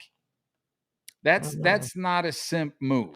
Unless he saw some shit. That's another thing. Something really crazy could have gone down, like a triple murder kind of thing, and he witnessed it all, and he doesn't know what he's going to say because the cartel knows he saw. He ain't talking to I mean, there are so many possibilities about, and I don't mean to laugh. I chuckle to myself when I'm nervous about what I'm saying, and I mean, these are all terrible possibilities. But the bottom line is, I think she's dead. I think he killed her. And I think that's where this is heading. That's what we're going to find out. The other interesting stat is that there has only been one murder in Moab in like 5 years. Yeah, now you've got two that occurred on the 18th, and you got a girl that's missing, and they've all been within the vicinity of 500 feet of each other. Yeah, I mean, what are the odds? Yeah, what are the odds of that? So. Yeah, that's the tough part. The thing that also makes it the tough part, and this is all going to come back, and we'll all just nod like we knew the entire time when this is over with. But he's not cooperating. He's not. He's lawyering up. He's not talking to the cops. So the police department in Long Island, Suffolk County, who is in charge of the investigation, the missing persons case for Gabby Petito, they are so frustrated with not being able to get any sort of information out of Brian Dirty Laundry that they did something that was very strange for the police. The chief of police or the sheriff or whoever it was sent out a tweet begging Brian's attorney, said, I'm trying to reach, and then he put the Twitter handle of the attorney. Please talk to us. This is so important. And he got like personal in the tweet, not like a very static boilerplate police update tweet. This was a guy who was trying to be, come on, man, time is running out. Every minute that ticks by, this girl could be out in the middle of the wilderness. And I watched the mom. I watched the stepdad, the mom. Now, remember, these kids were engaged. The families knew each other. The mom on September, whatever, the 10th, before she filed the missing police report on her child. Remember now, Brian had been back in Florida with her van since the 1st. So on the 10th, the mom finally started blowing up Brian's phone and the mom's phone saying, please talk to me. Where is Gabby? And the mom, not only Brian didn't return any text, the mom remained silent. And then shortly after, they lawyered up. And on the 11th, a missing person report was filed, September 11th. And then as of this afternoon at about 4:00, they finally came out and named Brian Laundrie as a person of interest. But not like he didn't know he was a person of interest from the day he got back. Well, but for the purpose of the story, it's now official. It's even the police are saying. This is also matching the perfect behavior pattern of someone who did do something that could get him sent to jail forever, who did murder her, and now he's just trying to milk the last few days of freedom he's going to have left in this life, because he's going to go to jail and he's probably going to get chair, or if not, life without parole. And so how do you delay that horrible fate if it's just inevitable at this point? They're going to find her, they're going to find her body, the story's eventually going to come out. There's not a whole lot of these cases that just dangle forever. This isn't going to be some DB Cooper or anything. This is going to be found out. And so he's trying to enjoy his last few days of freedom. It matches that behavior pattern as well. No, they may never find this body. The areas where they were out running around in are the most desolate and secluded areas of this country. If there was a body there, I mean, animals, birds. I mean, by the time they find it, they may find some form. They may not even find remains, man. I mean, this is a big ass country. Have you ever been to that part of the country? You've been up in the Utah and Idaho area, right? Haven't you? Skiing or something? Yeah, I just got to think with technology today, cell phones, credit cards, those types of things, people are more trackable, than they were. I mean, they can get to where you passed with your cell phone, even when you weren't on the cell phone, because your cell phone registered to a tower. And so I'm thinking possibly that it's going to be solved that way. The other thing that I think is going to be interesting is what do they come up with when they go through this van that they confiscated? Like, is there going to be right? Is there going to be something in the van, a speck of blood that maybe he didn't have washed off, a hair sample? Is there maybe going to be something, that DNA wise tracks back to the lesbian couple that was found dead because they said that they had a creepy guy camping next to them if they weren't seen again, which is kind of interesting, in terms of that they were almost thinking bad things could happen to them. That's one of their friends said. So I just think with the DNA evidence that could be there, technology that's out there, that this will be solved. But I do agree with you. It's possible that her body may never be found. One of the things here in the chat room, Brady says the guy looks guilty AF, but if he is innocent, then getting a lawyer and only speaking through them is also a smart thing to do. No, it's a garbage person thing to do because there are two parents who are absolutely freaking out. Two parents who once looked at you as their future son-in-law, father of their grandchildren. I don't give a shit. That's a shitty thing to do. Emily says, Uncle Lee, there's no cell service or towers out there. Yeah, man. I got to tell you, you got a bit of an urban bias there because you go 20 miles into Wisconsin and you get no cell service in those woods. This entire country is not covered by cell service. It really isn't. Well, but you're going to figure out where he came back from. I mean, there's going to be a road that he got on when he started on his journey home and he finally turned on his cell phone. Yeah, no, there's going to be a camera. Where is her cell phone? The last time it was pinged, is it still with her dead body, or did he take it and was texting the mom? But again, pinged. You guys don't seem to get this. There is no ping. There is no cell service. No. But remember, the mom got a text that she believes was from Brian. Yes, it's from Brian. And that was on the 30th. Yes, and that came from Sacramento, Northern California, and they claimed that they were in Yellowstone. That's why the mom doesn't believe the text was from her. Sacramento has cell service. Okay, and so there's pings. There's going to be pings, at least from when they lost cell service to where they regained it. That there will be some geographic clues there. And there's cameras like eyes in the skies at stoplights. I mean, in Texas, I mean, they use Moab, Utah. But I mean, I bet you in some city that he traveled through, there's going to be a camera picking him up at a certain point in time, and he's going to have to tell a story at some point. And when his story doesn't check out with the evidence that they have, hey, how'd you drive back? Well, I went this way and I went that way and I was here on this day and I was here on that day. And if he tells a story that's a whopper and they've got evidence to the contrary, I don't think a jury's going to care if they ever find her body. He's going to get convicted. Yeah. I mean, you don't need a body all the time. I mean, there could be other pieces of evidence that say, there's a reason we're not going to find the body, and it's called vultures, and it's called bears and wolves, and it's a big scary world out there in the wilderness, man. And the other thing about you are right about one thing. There has got to be some kind of cell service and street cameras and all of that stuff somewhere between Sacramento, California, and Florida, where he ended up back. But up in the area where they were, man, that's crazy free man territory where, they see them government cameras, they gonna shoot them out right away. I mean, that shit doesn't work up there. That they're not gonna keep that. They don't have that kind of stuff. That's a weird part of the country. That's a very weird part of the country. You have your finger on the pulse of Utah?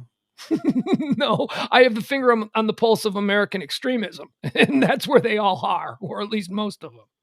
All right, let's wrap this up because trust me, we're not going to find Gabby Petito here right now discussing it, but it's a fascinating story, and they're going to put this kid in cuffs, right? I mean, within the next couple of days, you got to imagine that the cops are just going to have enough of him lawyering up, and they're going to sweat him. They're going to find something. I don't think they can put him in cuffs. I think they can maybe bring him in and question him, but I don't think that they can put him in cuffs. And I don't know that he's got to answer anything now that he's lawyered up. Doesn't gotta, but man, what a piece of shit if he doesn't. I mean, if he doesn't, just at least, unless he killed her. If he killed her, then yeah, he's doing the right thing for him, not for society, but for him. I think he killed her. There's so many options, but the easiest one, shortest distance between 2 points is a straight line. The straight line is that she broke off the engagement. They went on the trip. He wanted to try and win her back on the trip. It became obvious that he wasn't going to win her back, and he lost his shit. Yeah, and look, the question is less so did he kill her, but did he also kill the lesbians? Yes, I think he might really have done is. both. I think it is kind of. Yeah, because it's really odd that they haven't had murders in over 5 years, but it's going to be two different guys who happen to hit the Moab area at the same time. It's like, we have two murderous psychopaths that happen across eastern Utah. It's not even the populated part of Utah. At the same time, doesn't check out for me. You're right. No, it doesn't. It doesn't. It sounds more like the movie California with Brad Pitt. The California with the K. I don't know if you ever saw that, but some dude out there just flips. Some guy flips, and if he is guilty, this is exactly the behavior pattern he would follow.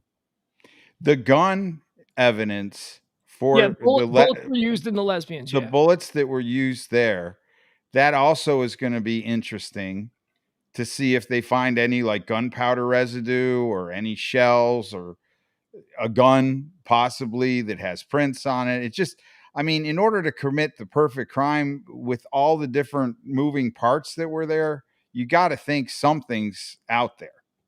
There's a print somewhere. Well, no, but there are questions. Did they have a gun? Did Brian and Gabby on this cross-country trip, did they have a gun with them? And if they did have a gun, does it match the bullets? It seems But simple. The only guy that knows that is Brian. Right. These are questions that need to be asked, and Brian ain't helping. Brian is lawyering up, and that makes him seem really guilty. Is there a gun shop that he walked into that's got a video of him buying a gun? Look, here's what I would say. If I was going on a cross-country trip into these crazy parts of the country just with my young, beautiful 22-year-old friend, because remember that's what they were on this trip, wouldn't you take a gun? Wouldn't you take some kind of protection? I know that they were hippie yogurt eating, media influencers, but doesn't that make sense that on this trip, if I was the dad, I would say you're taking a gun, right? You're going to have some kind of protection when you're out in the middle of Yellowstone and a bear comes to your tent at 2:00 in the morning, right? Wouldn't you just think that would be? I would think you'd have a gun, a knife, something along those lines. And a whole bunch of mushrooms. A rifle. It's a whole big bag of weed, some mushrooms, some Molly, whatever. Because a grenade or two. Yeah, you do whatever plastic explosives, whatever it takes, because it is a big sky. I would make a package for my daughter and her boyfriend that hadn't included all of that stuff except for the illicit drugs. I think when you watch and I suggest to everybody that's listening to this right now to go to YouTube and watch that video. And when you look at it, there's a level of, I want to say, professionalism to it, like that is suspect. Yeah, it's no. We're old people. That level of professionalism is natural in 22-year-old media influencers. That they know how to do all of that shit. That's how easy it is to make shit that looks professional. We don't know how to do it, but come on, they know how to do it. So why is the YouTube why are all their YouTube things scrubbed to just that 1 8-minute trailer? I don't know. That is very interesting. He did it, and he doesn't want clues to be out there. Here, let me give you. I'll give you the address. Her YouTube channel was Nomadic Static. Nomadic is spelled. That's his name, isn't it? I don't know what it's the YouTube channel that has the videos where they're documenting their trip. Nomadic Static, and static is spelled STATIK. Nomadic Static with a K. So if you want to see it, that's. I mean, the it's title of the video. I still have your text. It's called "Van Life: Beginning Our Van Life Journey." Yeah, all that in there. Van Life, beginning our van. But if you type in van life right now on YouTube, the rest of it auto fills in because that's a hot search right now. Yeah, it is. Yeah, well, Emil mentioned it, and I saw it on one of the Twitter feeds. Hashtag Gabby on Twitter.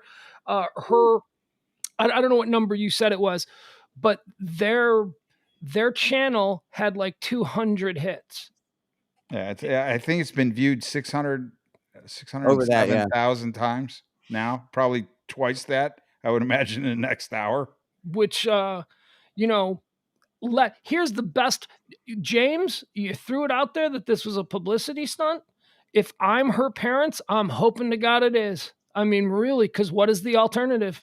You'd be mad as hell, but she'd be like, look, I'm over 1 million hit. I wouldn't even be mad at this point. It's possible, but very unlikely. Very unlikely. The uncle said that he hopes that people stay off of Brian and don't accuse him because he's afraid that he may off himself. Oh, yeah. Well, it is put and out then there. They'll never find the body. Yeah. All right. Well, that's enough of this. Well, I'm sure that the Gabby Petito story will be another one of these Casey Anthony or the Brian Laundrie character will be another one of these Scott Peterson, type thing. There'll be a Netflix series. Yep. There'll be a movie. It'll be because there's a lot of stuff to work with here. If you're a creative screenwriter, there is a lot of meat to chew on. Where's Nancy Grace on this? Nancy's retired. Isn't she down there in New Orleans with you, James?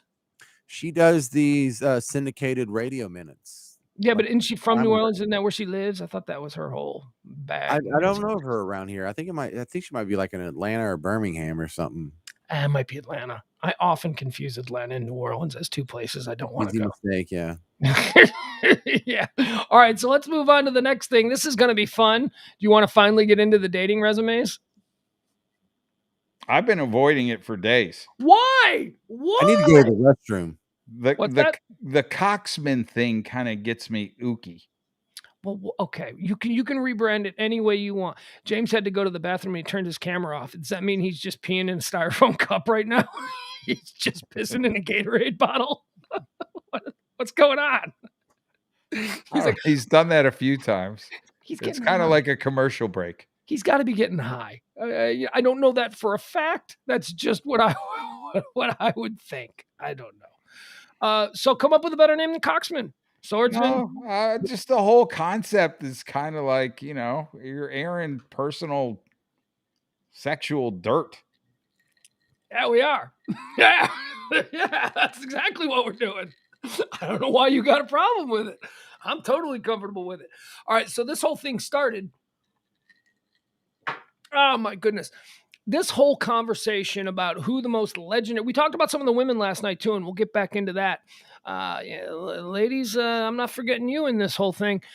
Derek Jeter went into the Hall of Fame, and I just happened to stumble across a story that accompanied the Derek Jeter Hall of Fame story, which was all about all of the beautiful women that Derek Jeter had dated. And I think that we were both blown away by it to the point where we wondered openly if he was the new Warren Beatty. That used to be, to people maybe a little bit older than us, whenever they talked about a Lothario or a guy that dated everybody, it was always him that was mentioned. With the movie Shampoo. Shampoo. Goldie Hawn, before she was truly Goldie Hawn. So that got me thinking, is Derek Jeter actually the top I'm going to say it. I'm going to say it. I don't care if you don't like it. Coxman in Hollywood history. And not Hollywood. I guess it would be what? Celebrity history? Of all time? Because if we're including Jeter, he's not Hollywood, is he? We just call him... No, he's not Hollywood. He's baseball. He's celebrities. Sports. Yeah. A-Rod would be as close to Hollywood as a baseball player that I could think of. Okay, so let me give you a couple. James is obviously missing, so that's all right. We'll be fine. All right. Let me give you Sinatra's, okay? Because we talked about Jeter, so let me just give you Sinatra's list of ladies that just to set the template so that we all know that this isn't a new phenomena, that this has been going on for as long as men have been famous and able to pool A+, gals. It's been happening. So Frank Sinatra, of course, was famously married to Ava Gardner, who was at the time widely considered the most beautiful woman on the planet. Then he was with, after Ava Gardner, he stole Barbara Marx, who was, at the time, Barbara Marx would be considered kind of like, well, she's Barbara Marx because she was married to Harpo Marx. She was Harpo Marx, hot young trophy girl.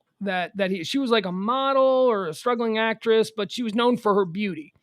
So here's Sinatra. I'm going to run these names down for you. Now, some of these I'm sure you've heard of. You may not be able to imagine how beautiful they are, but holy cow, this is a list of the most beautiful women in Hollywood history. Frank Sinatra had Ava Gardner, Barbara Marx, Mia Farrow, Lana Turner, Judy Garland, Lauren Bacall, Marilyn Monroe, Rita Hayworth, Audrey Hepburn, Doris Day, Jane Mansfield, Rita Moreno, Dinah Shore, Angie Dickinson, and Sophia Loren. That's a list. That's a list, man.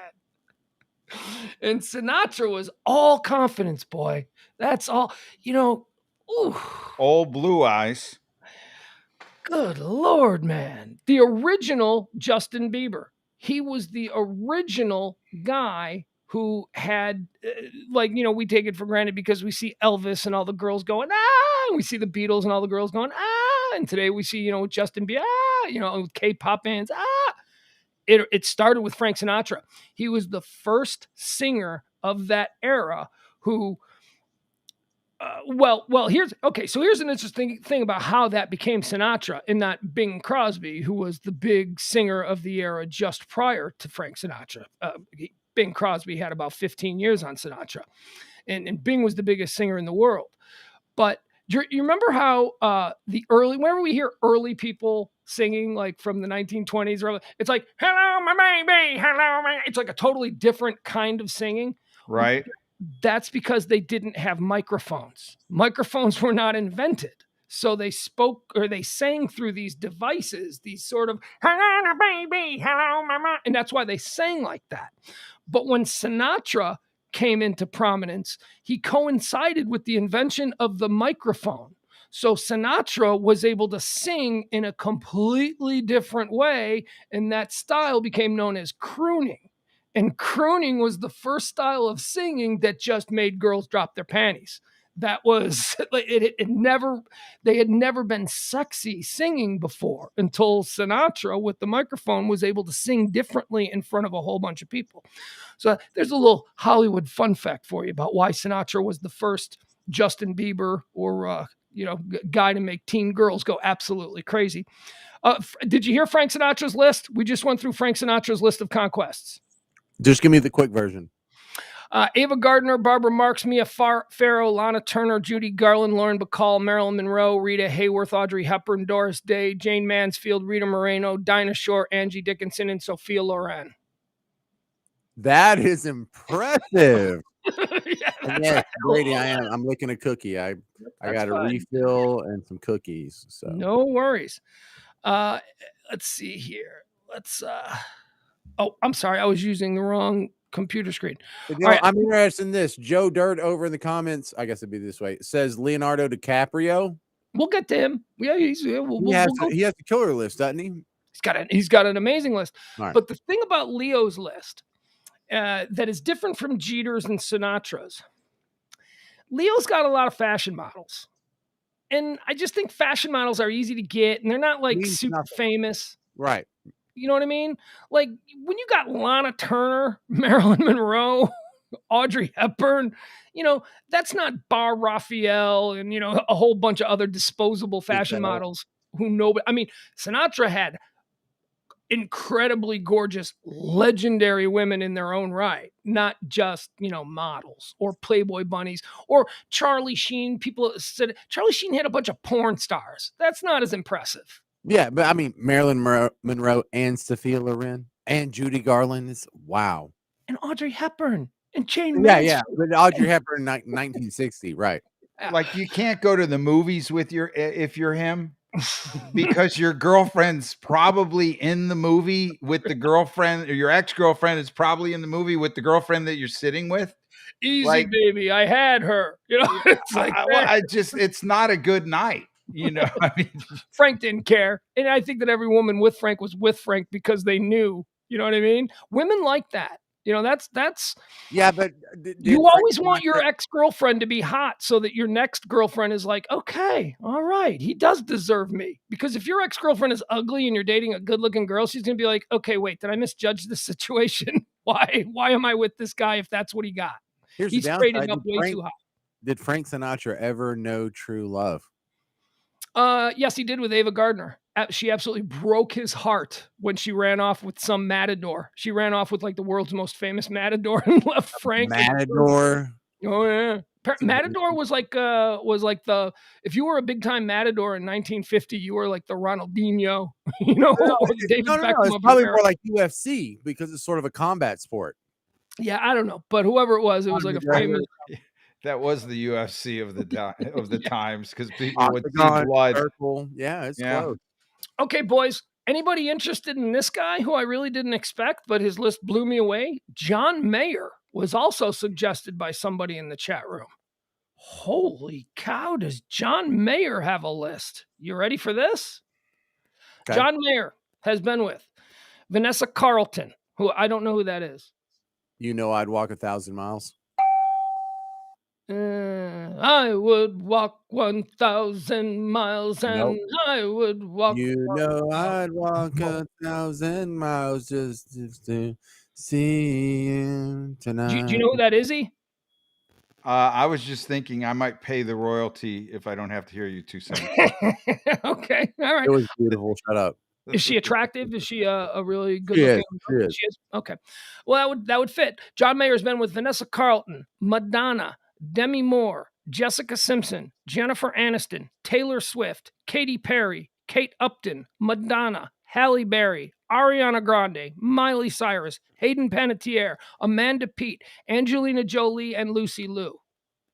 Really? That's a good list, man. And he's known for kissing and telling. Well, that's why there's such a comprehensive list. That's, Katy Perry, huh? Good for him. Wow. Yeah. Okay. Well, I mean, I think he's married to Katy. Isn't he having a baby with Katy Perry? And there's Miley Cyrus. Like, what's the age gap there? Dude, Miley Cyrus, Ariana Grande. Madonna. What's the age gap there? Got to be 18 years, 15 years. Yeah. But he also went, as James just pointed out, he went the age difference in the other direction, too, because he was with Madonna and Demi Moore and Jennifer Aniston. Mm-hmm. So, that's a list. If you're just attractive, that's what he's all about. Okay, so here is, oh my goodness. Okay, let's pull this up. All right, so this is, those were just a couple that I pulled from this list that I thought were good. So I'll run through some of these names. These are as rated by Complexes a couple years ago. Do you want to hear the gold standard? Because I guess Warren Beatty was always the gold standard, right? You want me to rattle off some of these? Okay. So here is why Warren Beatty was considered the gold standard in this category.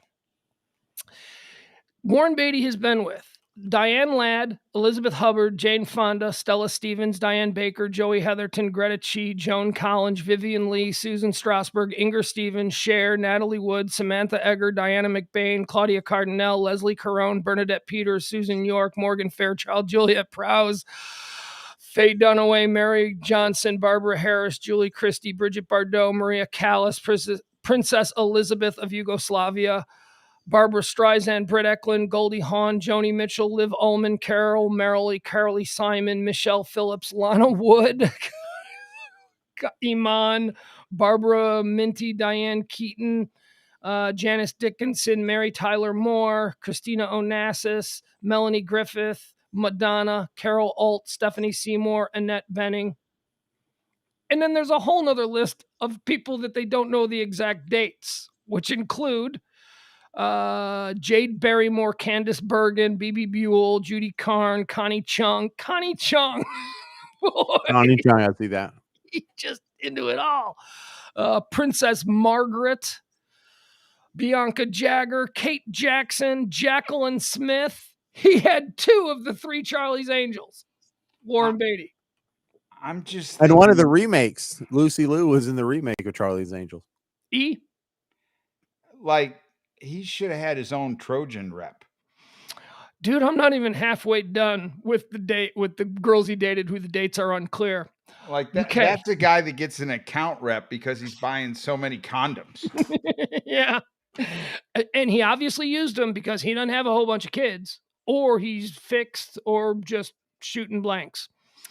Let's see. Where did I leave off here? All right. Princess Margaret, Elle McPherson, Linda McCartney, Susie Randall, Vanessa Redgrave, Diana Ross, Diane Sawyer, Jessica Savage, Jean Seberg, Mamie Van Doren, Diana von Furstenberg, and rounding it out, just for good measure, Raquel Welch. How old is he? 100. I don't know. But see, he's Warren Beatty's probably 80. Okay, so look at where some of these started, man. I mean, when he was in his 20s, he was with Vivian Lee. Do you know how much older Vivian Lee was than Warren Beatty? Vivian Lee is. Vivian Lee, wasn't she Scarlett O'Hara? I got no. Damn, dude, that's like the 30s. Yeah. Or maybe she wasn't Scarlett O'Hara. I don't give it a. I don't know. Yeah, I think she was. Joan Collins. Who are some other ones? Some of the other older ones. Did you say Liz Taylor? No, Liz Taylor is not in this list. Yeah, that's the one that got away. Notice how Madonna's showing up on a lot of these lists? Oh, yeah. We've got a female list, too. We touched on it yesterday. Madonna is definitely, she's one of the most, I don't know, what would we say? Well-traveled. Well-traveled ladies out there. All right, hold on. Let's see who else we got here. So that's Warren Beatty. But it was like Derek Jeter and John Mayer and Warren Beatty. Yep. How about Burt Reynolds? We forgot about Burt Reynolds, man. Madonna. Just say Madonna. No, I don't think there is a Madonna here. Burt Reynolds had hit the list. Let's see. I'm on Madonna watch. There is a lot of crossover though. What are they called? Eskimo cousins? He's Eskimo cousins. Yeah, Eskimo cousins. That's a affectionate term. He's Eskimo cousins with Warren Beatty on a number of these girls. Judy Carn being one. So this is Burt Reynolds' list. Judy Carn, Inger Stevens, Chris Noel, Mamie Van Doren, Lorna Luft, Catherine Deneuve, Kim Basinger, Chris Everett, Tammy Wynette, Sally Field, Gig Rock, Tawny Little, Lonnie Anderson, Pam Seals, and then dates unknown, Adrienne Barbeau, Doris Day, Faye Dunaway, Sarah Miles, and Dinah Shore. Pretty good list for Burt. Yeah. Or as we now call him, Turd Ferguson. It's a funny name. That's what we want to call me, Turd Ferguson. It's a funny hat. All right, so you wanted Leonardo, right? Leonardo DiCaprio? Yes. Okay. All right. It starts off not good. It starts off with Juliette Lewis. You just mentioned California. That's fantastic, and you know it is. She's not like a bombshell, but you would love to have Juliette Lewis just even go on a date with you. No. I mean, she seems cool. I'd go out and have beers with her, but I'm not attracted to Juliette Lewis. And I think it's because she plays white trash better than any actress in history. Oh, but see, I myself am white trash, so that's right on my level. Yeah, you're from Tyler. That's true. It's girls I dreamed about growing up.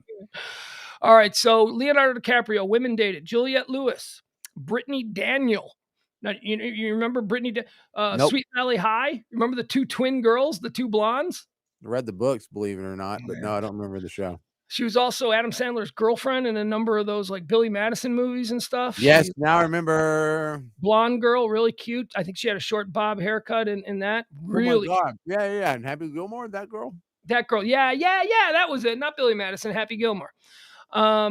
Okay, so he had Juliette Lewis, Brittany Daniel, Bridget Hall, Claire Danes, Kristen Zhang, Helena Christensen, Linnea Dietrichson, Ava Herzgova. See, now we're getting into all these Eastern Bloc models. It's models, huh? Mm-hmm. Okay. He likes models. Here's one we know. Kidada Jones. You guys know who that is? No. Kidada Jones is Quincy Jones's daughter, and she is the sister of the girl from The Office. Remember the girl from The Office? Rashida Jones. Rashida Jones. Yeah, Kidada is Rashida's sister, the daughter of Quincy, and she was engaged to marry Tupac when Tupac got killed. So that's who Kidada Jones is. Bijou Phillips, Amber Valletta, Demi Moore. Demi Moore is crossing onto a lot of people. Huh? Okay. Oh, yeah. Giselle Bundchen. I wonder how Tom Brady feels about that. He's fine. He's fine. Sienna Miller, Bar Raphael, Emma Miller, Ashley Roberts, Anna Villalciania, Blake Lively. Yeah, do you see these? I don't know any of these other names. These are all like a bunch of models. So, yeah, he's had a lot of beautiful women, but that's not even Burt Reynolds' list. You know, Burt Reynolds had bigger names. Well, why wouldn't you just go for like a Katy Perry or Christina Hendricks or something? Why you got to go for Melania Iskaya? You want to see who came in here? Yeah. How come we haven't seen Melania on any of these lists? You know, the first lady. None of these. I keep waiting to see her name pop up on one of these, and it hasn't. All right. Here's a shocker. Here's a shocker whose list is going to make you go, whoa, newfound respect. Did you ever think Sean Penn would be on this list? No, Madonna. Kind of. Oh, no. Sean Penn is on this list. And definitely better than I expected. There are a couple of girls on this list that make you go, wait a second. What is the age difference there? Is that like 40 years? Sean Penn, Elizabeth McGovern, Madonna, Jewel, right? Robin Wright, Elle McPherson, Petra Nemkova, Natalie Portman. When was Sean Penn with Natalie Portman? Okay. 2009. Says they were together in 2009. Charlize Theron, Valerie Golino, Scarlett Johansson. Sean Penn has been with both Natalie Portman and Scarlett Johansson. Yeah. And Scarlett Johansson's been with Sean Penn and Ryan Reynolds and Colin Jost. Oh, no. Scarlett Johansson made the female list. She's been with a lot of guys, too. It's not just, the ones that we remember. Also, Ryan Reynolds. Ryan Reynolds and Ryan Philippe have been with a lot of people. But right now, we're talking about Sean Penn. Okay. We left off Scarlett Johansson, Garcielle Bouveau, dates unknown, Bridget Nielsen, Stacey Nelkin. I mean, I don't think of Sean Penn as being a sexy guy, but I guess, You know one who I don't think is a sexy guy, but would have a list? Who? Jack Nicholson. Oh, yeah. He didn't make any of these lists, but yeah, you are absolutely right. Jack Nicholson, he's Warren Beatty's best friend. You know that they went on a lot of double dates together. You would think, right? They were partying in the same way. They were swimming in the same part of the Playboy Mansion pool. Is that air quotes double dates? Derek Jeter makes this list, but it's an incomplete list from the one that we read. The ones they give credit for to Derek Jeter here is Mariah Carey, Jordana Brewster, Vanessa Manolo, who is now Vanessa Lachey, Jessica Alba, Jessica Babile, Adriana Lima, Minka Kelly, and who he's married to, Hannah Davis Jeter. That's an incomplete list. There's a whole bunch that we mentioned the first time around. All right. You want to end this with Justin Timberlake? Yeah, Justin Timberlake. Or did we ever do George Clooney? I'll look deeper in the list. I had a separate list for George Clooney, but I can't find it right now. George Clooney's list was good, fantastic, but it wasn't as great as I thought it was going to be. And I thought it would be a lot a lot more there. But apparently he's a bit more, what do they call, discreet about his relationships. Okay, so here we go. This is going to be Leo. Or no, not Leo. This is JT, right? Timberlake. Yeah. Okay. Fergie. Nice. In 1996. Britney Spears Fergie in 96. She wasn't Fergie then. She was in the Black Eyed Peas. In 1996, James. In 1990, the Black Eyed Peas broke in like 2004. That was like a decade later. No, the Black Eyed Peas actually had an album, 2 albums before her. And so maybe she knew he hit her pre-Black Eyed Peas when the Black Eyed Peas were just those 3 dudes. This has got to be like a 21-year-old Fergie, a 20-year-old Fergie who was, just trying to make it. And here's Justin Timberlake. He's from the NSYNC band or 98 Degrees. I don't know which one he was in. He was in one of those bands. You know which one he was in. Fergie, Britney Spears, Jenna Dewan, Alyssa Milano, Stacey Flood. Well, you like Alyssa Milano?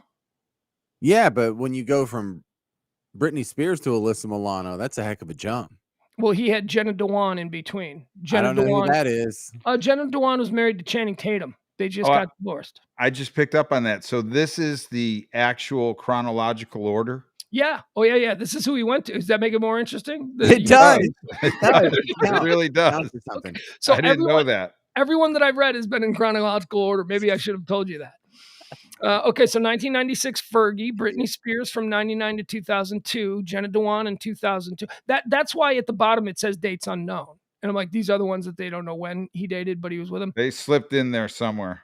Yeah, he was probably cheating on Britney Spears with grab his cell phone and you'll figure it out. Yeah, exactly. 2002, Jenna Dewan, Alyssa Milano also in 2002, Stacey Flood in 2003, Cameron Diaz between 2003 and 2006, Scarlett Johansson in 2006. Then again, baby, come on. It's another. Well, dude, she's a beautiful woman. I mean, I could see why she'd be hit on by the A-list of Hollywood. She's doing better than me. Scarlett Johansson 2006, then again in 2000. It doesn't say through because so that means that they stopped dating and then got back together. So they got back together in 2007 and then back together again in 2011. They're fuck buddies. That's Scarlett Johansson and Justin Timberlake are fuck buddies, right? It seems like whenever they break up with somebody, it's a good choice. It's a good choice. Man, that would be good. That would be good. Scarlett Johansson into Jessica Biel. Jessica Biel he was with in 2007, then again in 2011, and then again in 2012. Then he got with Olivia Munn in 2010, and then Mila Kunis in 2011. And they're still together, right? No, Mila Kunis is married to Ashton Kutcher. Wait, you sure? Yeah. So who's Justin Timberlake? No, Justin Timberlake's married to some chick now. Jessica Biel. Oh, is that who he's with? No, I think it's someone we don't know. And no, he's right. He's right. It is. It's Jessica Biel. Do you know who else has a list here? Who is very big? Do you guys know the name Wilmer Valderrama? Mm-hmm. Who is he? From that 70s show. He's Fez. He's Fez from that. He was the nerdy, bulky character. The foreign exchange student who was, from somewhere else. And he spoke very broken English and he was the butt of all the jokes from that 70s show. Well, apparently that ain't who he is in real life because Wilmer Valderrama has been with Jennifer Love Hewitt in 99. Then someone named Manjaranda Delfino in 2001. Mandy Moore in 2001 to 2002, Lindsay Lohan in 2004, Ashley Simpson in 2005, Rihanna in 2009, Avril Lavigne in 2009, Demi Lovato in 2010, and Minka Kelly in 2012. Wow.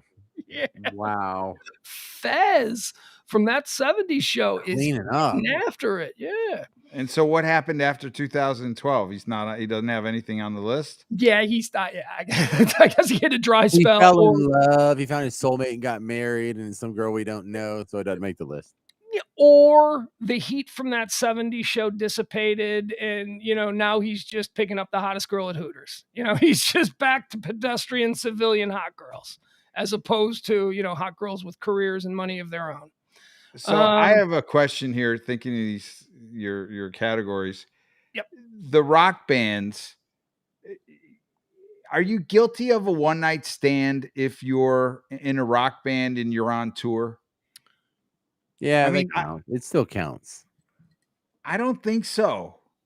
Like, I think you really have the perfect exit because, hey, we're leaving town. What's her options? She can't come with you. You know what I mean? And so you're not. So it only matters if you fall in love, Emil? Is that what you're talking about? No, what I'm saying is, it's like, if you're a girl, I guess you don't feel like you've been one night standed if you're having relations with a guy that's in a rock band the night that he's in town. I mean, if he leaves town and he keeps on touring and touring, kind of and the touring definition and of a touring. one-night stand, Emil. But hold on a second, and I see your point, and I want to pursue it a little bit here.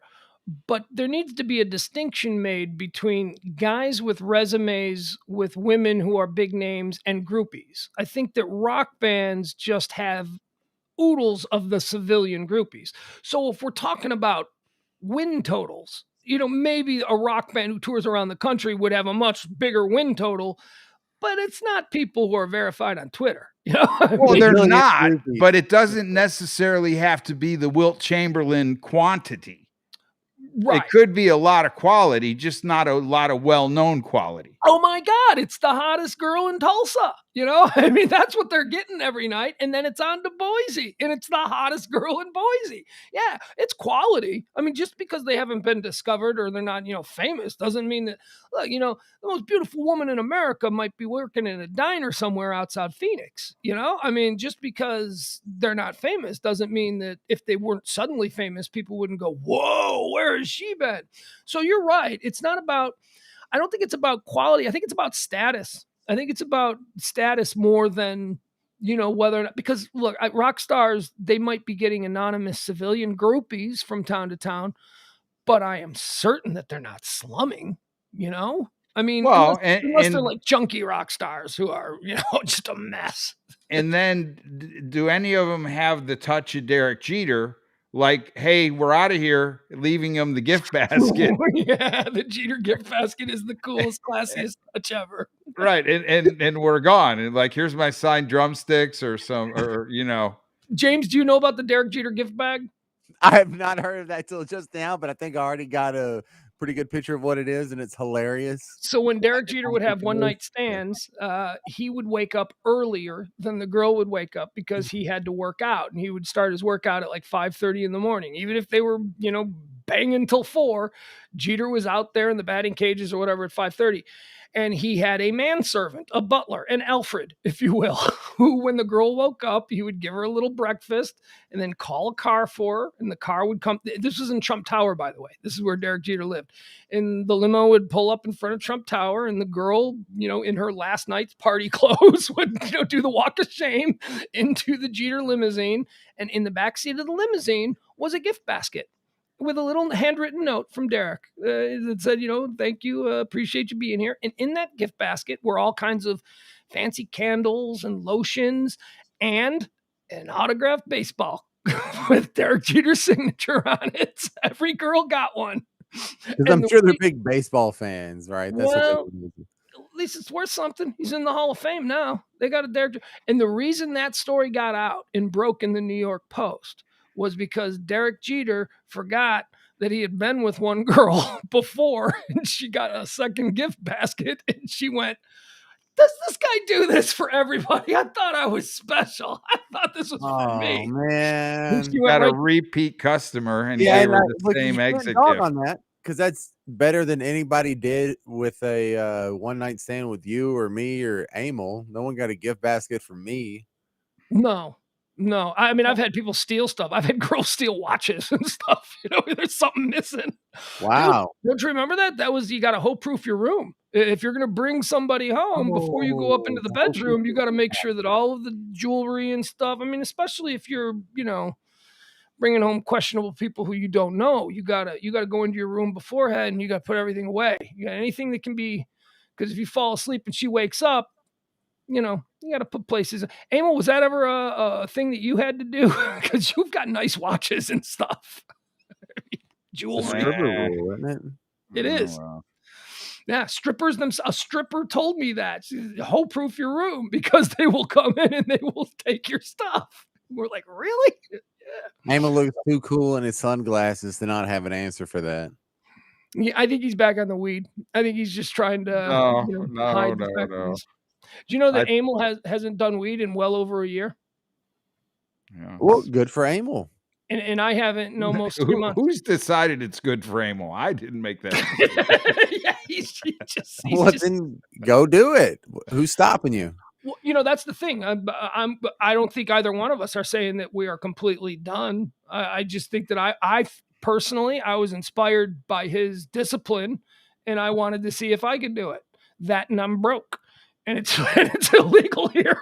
It's a good overlap. Yeah, those things all kind of played into it. I just came from a state where it was legal, where I could just go to a store every Friday. I mean, it was great. But it was really difficult for the first couple of days. And then, like a week ago, I thought I was laying in bed and I'm like, man, I'm not even thinking about it anymore. Cause usually with all my anxiety and everything, that's what I use to calm myself down and to fall asleep at night. Now I just take a handful of Tylenol PMs. Same thing. We're good. I go to sleep. My mind doesn't race for 3 hours while I'm laying in bed. All right, here's the last one. We'll just do this one. Ryan Gosling. We know who Gosling is, right? All the women love Gosling. Yeah, Notebook. Oh, Blue Eyes. Yeah. New Blue Eyes. New Blue Eyes. Yes, right. New Blue Eyes. Yeah. Let's see. Ryan Gosling has had, and I'll give it to you. Now, the reason I didn't stop was because you guys realized that this was chronological order, and I thought that made it more interesting for you. So now we'll just continue on. This is the last one. Ryan Gosling has been with Sandra Bullock in 2001 and again in 2003. No way. Yeah, you didn't know that? I actually knew that one. I knew they were together. So he had a drought in 2002? Yeah, he did. Or civilians. Just... I like the civilians term. Yeah, he was just with some civilians. Famke Jensen in 2004. She's a model turned actress. Very beautiful. Okay. Rachel McAdams, 2004 through 2007. That's his Notebook. That's his Notebook co-star. Yeah, it's nice to see that was real for a while. Those kids makes the movie even sweeter. Thought they really had a chance to make it. And then it all went to shit when he met Jamie Murray, who is a bikini model. Jamie. Then he went with Kat Dennings in 2009, Blake Lively in 2010, someone named Casey LeBeau in 2010 as well. Olivia Wilde in 2011, and he has been with Eva Mendes since leaving Olivia Wilde. So he's been with Eva Mendes for 10 years now. And so it looks like, I guess maybe they're married. Now that I've put together, they're in chronological order. Mm-hmm. This brings back to me thoughts of transitioning from one to the other, to the other, to the other. And when you have a girlfriend, I believe that you create this list. If I wasn't with her, I would go after this one. And then I would meet another girl and I would go after this one. And so as long as you have the girlfriend, you have this running list in your head. And so the minute you lose the girlfriend, like in these movie stars' thoughts, the agent or your manager is on the phone to the girl that's on the list. And so I think that transition is easy within the first month or two, month 3, month 4. If you've been single, you start to get this kind of aroma to you, like you're too hungry. And by month 6, if you haven't closed one, the duration will go for about a year. You'll just be on this long dry spell because you basically haven't been in the game and you haven't picked anybody up. And so if you're a celebrity and you're famous or you've had hot chicks and you haven't found another one by month 6, then your dry spell is extended. What do you think? I think that I could, I'm in a dry spell now. I think I could weather a dry spell easier if the ones I was coming out of and the ones that I thought were on the horizon were at the level of some of these guys. So yeah, I could become a sexual camel and just wander through the desert of, what do they call that? Celibacy for a longer while if I knew that just over the horizon there was an oasis of a Sports Illustrated model. But I think your conversation starts with them when you have a girlfriend and you're not being, oh, I want to date you. You're just being normal you, throwing out, just kind of the way you are, not trying to be with them. And then they go, wow, when I met him, he was really cool. He didn't really hit on me because he had a girlfriend. And if he ever wasn't with her, I'd like to give him an opportunity to get with me. And Do so I girls think like that? well, I don't know if they think like that, I but I always would think to myself, I found this one when I was with this one. And if I wasn't with this one, I would go after that one. And that pisses them off if they realize that you met him, your ex, if you met him when you were with him, because then they think you always had eyes for him. But I think if you're a movie star, you kind of get away with that.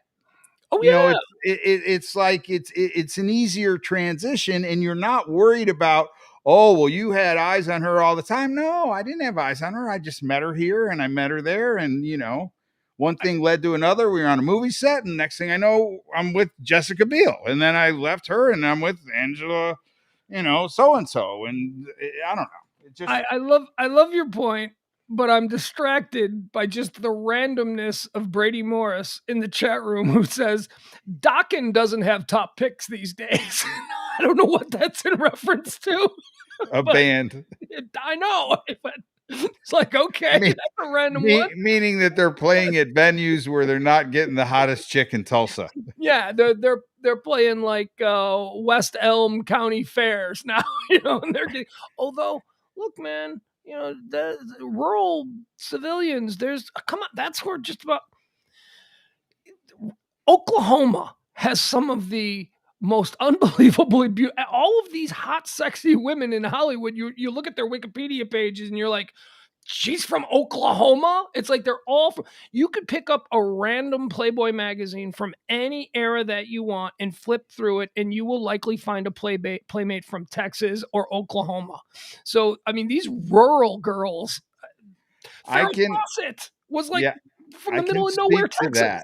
I can speak to that. At my studio, I had a studio way back that was a little bigger than I needed.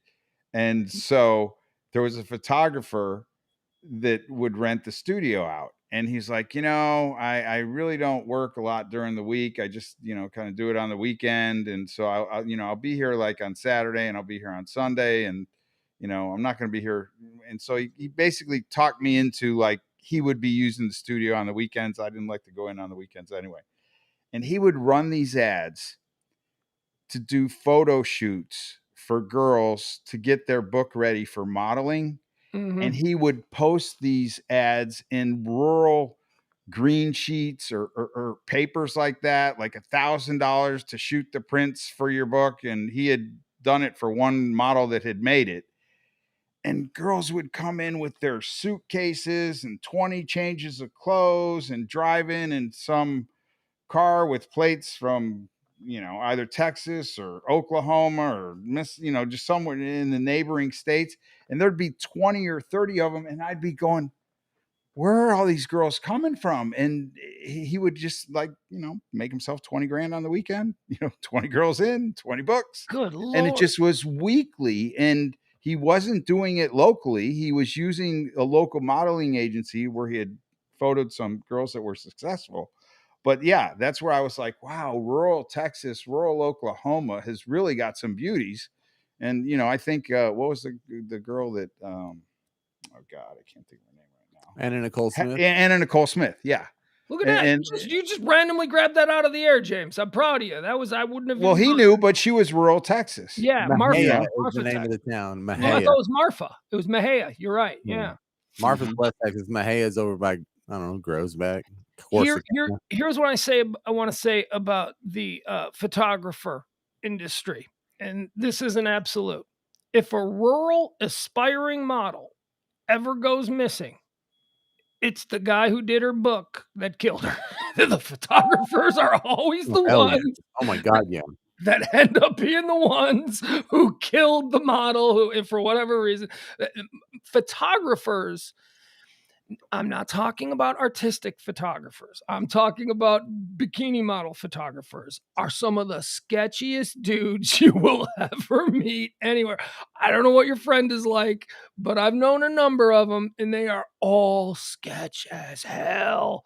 It's first of all, it's like, yeah, see, I'm going to do this job where girls are going to come to my garage. It's just all I'm going to take pictures of them sexy in their underwear. Hey, speaking of guys who had cool game, maybe this isn't cool game. I shouldn't say it this way, but interesting game. I was listening to a podcast a year or so ago, and it was a long form sit down interview with James Caan. Do you guys remember James Caan? Sonny from The Godfather. From The Godfather. Yeah, exactly. But James Caan has a career. He's been in a lot of cool. More than that, but yes. Thunderball or Rollerball. He was in a lot of stuff. Anyway, James Caan was best friends in the 60s and 70s with Hugh Hefner. James Caan was like the Hollywood Playboy Mansion. James Caan had a room there where, when he had a room. There were a lot of celebrities that hung out there, but James Caan had like free run of the Playboy Mansion to do whatever he wanted. And this is when he was Sonny from The Godfather. So it was like Brad Pitt today or one of these guys today. And there was a story, he was telling the story on this podcast about his, well, for lack of a better word, life as a coxman back in those days. And he used to pick up the phone and he would call Hugh Hefner, his friend, and Hugh would answer the phone and say, hey, Hugh, it's James, or Jimmy is what he went by. Hey, Hugh, it's Jimmy. And Hugh Hefner's first thing that he would say to him is, what month do you want? Because James Caan would get the latest Playboy or whatever, and he'd flip through it and he'd call you and he goes, I want to meet October. And you would be like, all right, come on over. That's living, boy. That ain't living in this new modern world, but that was living back in the 70s. That sounds a lot like prostitution, just with extra steps. It does. It's, look, we could get into a whole conversation about, Me Too and all that. I'm just telling stories about the way Hollywood used to be. Don't kill me. I thought that was an interesting. It's not anything that I'm ever going to get to experience, but it's pretty damn interesting that James Caan did, who's now like a decrepit old man. And you think, oh my God, that guy. Whoo. All right, that's going to do it. That's going to bring us right up to the top of the show. We want everybody to join me again tomorrow at noon for the high noon edition of Pugs Moran Live, which is now officially going to be called Pugs & Company here on the Radio Misfits Network. James, you're going to be joining us from time to time. He is the permanent co-host, except for, when he's got something else going on. What's going on behind them dead eyes right there? What's going? It's like he's a replicant tonight.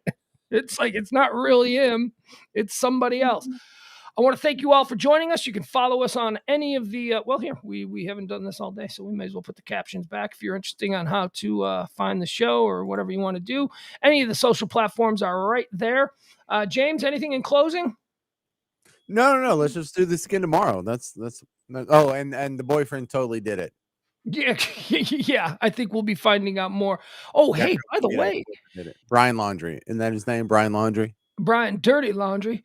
I know you're a musical genius, so whip up a Dirty Laundry parody song. We can play that. We just can't. Brian Laundrie, yeah, it's coming tomorrow. Yeah, all right, there we go. So he's gonna have. He will have it. He will have something, even if it's just a couple of bars on a Casio. He'll have something to play for us. All right, thank you, James. We appreciate it. Go back and take care of those kids. We'll see you tomorrow at noon. Yes. Yeah. All right. Topics. That's what we do at noon. We go through all the things that are trending and we talk about the day. The day in news. I got a sneaking suspicion that Gabby might still be trending because she's trending right now. So maybe we'll do that again tomorrow, but we'll see. It's a little different show. This is a little bit sillier, a little bit funner. We call it Pillow Talk. We're glad you were here. Thank you to James Parker. You want to, you got a Facebook or Twitter or anything like that you want to promote? For those of you on Twitter, it's at James Parker Show. If you're on Facebook, just search for James Parker. It shows up. You don't tweet at all, though. I'm on Twitter primarily. I don't, and yeah, it's partially because of my professional situation. Now I can't be controversial or have opinions on anything whatsoever. What So, time does work start for you in the morning? as early as I wanted to. I'm self-employed and I do most of my freelance production stuff during the day, just whenever I can fit it in. So But you do your prime show every night, what, 7 to 8, did you say, or 6 yeah, to 8 or yeah, something like that? And right. that's And on Saturdays from 10 to 1. okay. All right, very good. Because I called him during a show today and I felt bad. I was like, "Ooh, sorry. I didn't realize. I knew you were doing the show. I thought you were done." And we're also at some point going to have to talk about your fantastic. We'll room rate ourselves. We'll have to talk about your fantastic room. You've got a really nice. You put a lot of thought into that. Your little backdrop there. Oh yeah, the whole country wall and stuff. Like I got a guitar that's hanging up over here. Like, see this? It's all pretty cool. And the reclaimed wood? Yeah, Flat? this is actually trash that I just drilled into the wall behind me, but it looks cool. So Oh, it looks really cool. It's reclaimed wood, not because he's an environmentalist. It's because he's cheap. exactly. No, that's a look, dude. Authentic is probably a better word than cheap. It's no. authentic. All right, Can we there not you go. just stick with that? All right, thank you, folks. He's James Parker. Is that question? Is that hurricane wood? Like, Yeah. is that from homes that were no? No. It's No. not that cool. There's no meaning behind it. It really is just trash. They got everything cleaned up down there? No. And the funny thing about it is no one comes and checks in on New Orleans like 2 weeks after the hurricane. We just move on to the next story. No. But real quick, everyone in front of their house has a big pile of trash, like junk. Like my neighbor's shed blew over the fence into my yard. And so everyone has, like, they've gathered up all the debris and they put it out next to their trash cans, but everyone has a pile of junk. And there's a whole part of society called scavengers that go through everyone's junk. And they're like, oh, this shop vac looks like it might still be useful. And they're taking out like old lawn chairs and stuff. There's scavengers that go through everyone's pile with pickup trucks. Yeah, the rest of the world has thrift stores. You guys just have guys in pickup trucks. Yeah, but there's a lot of scavengers who go through everyone's pile of junk, and there is some useful stuff. It might not be a completely matching set of patio furniture, but there's a good couple of chairs in there. Yes, There's dudes that pick that up and do something with it, I guess. But make a living probably reselling it. There you go. Yeah. All right. Thank you, boys. We'll be back tomorrow at noon. He's James Parker. That's Uncle E. And I'm Pugs Moran. This has been the Radio Misfits Network. Appreciate you.